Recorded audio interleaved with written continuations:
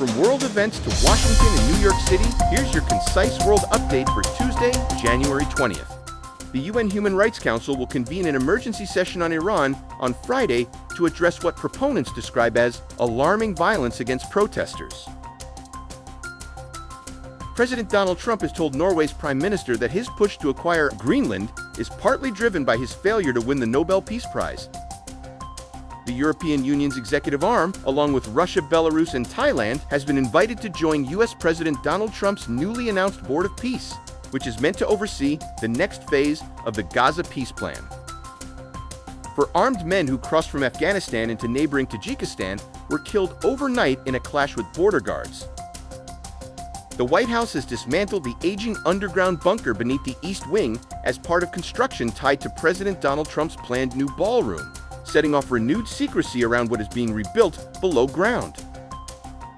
Authorities are investigating the shooting of an Indiana state court judge and his spouse at their home. They are both in stable condition after receiving medical attention. Jerome Powell, the chair of the Federal Reserve, plans to attend oral arguments at the Supreme Court of the United States on Wednesday in a case testing whether Donald Trump has the authority to remove Lisa Cook. Hawaii's gun laws is among the nation's strictest, will be scrutinized by the Supreme Court of the United States on Tuesday, as justices hear arguments over the state's ban on firearms on private property that is open to the public unless owners explicitly permit them. Lawmakers in both the House and Senate are entering a critical stretch as the deadline to fund the government approaches. The U.S. Senate will aim to approve a stopgap measure keeping the federal government funded through early March, averting a partial shutdown if Congress fails to act. House Republicans say investigations into alleged widespread fraud in Minnesota's social welfare programs could soon expand to other Democratic-led states. Many in California and representatives from New York are telling us that what is happening in Minnesota, the fraud, the daycares, the fake use of daycares, and the embezzlement of American taxpayer money, billions of dollars, is just the tip of the iceberg. A federal judge in Washington declined on Monday to immediately block the Department of Homeland Security from enforcing a policy that requires lawmakers to give 7 days' notice before visiting and inspecting immigration detention facilities. Democrats are beginning the process this month of setting their 2028 presidential primary calendar after 12 states submitted bids to go first in the nominating contest. The York Avenue Sewer Replacement Project was expected to take just 2 or 3 years. Instead, it has stretched into its 9th year after crews uncovered a dense, tangled web of pipes and utilities beneath the street.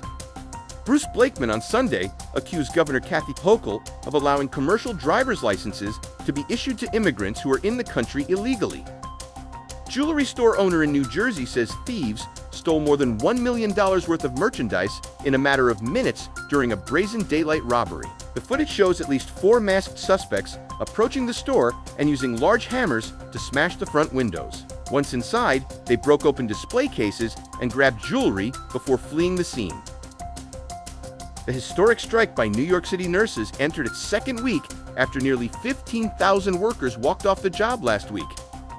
Morale and faith are hard to quantify in wartime. Lieutenant Rabbi Yaakov Sinyakov is the first Jewish chaplain formally attached to a Ukrainian military unit that aids soldiers during tribulations.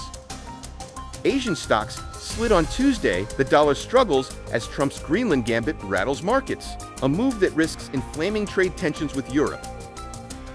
Americans are the ones paying for tariffs, and research contradicts President Trump's claim that foreigners are footing the bill and could weaken his hand in the dispute over Greenland.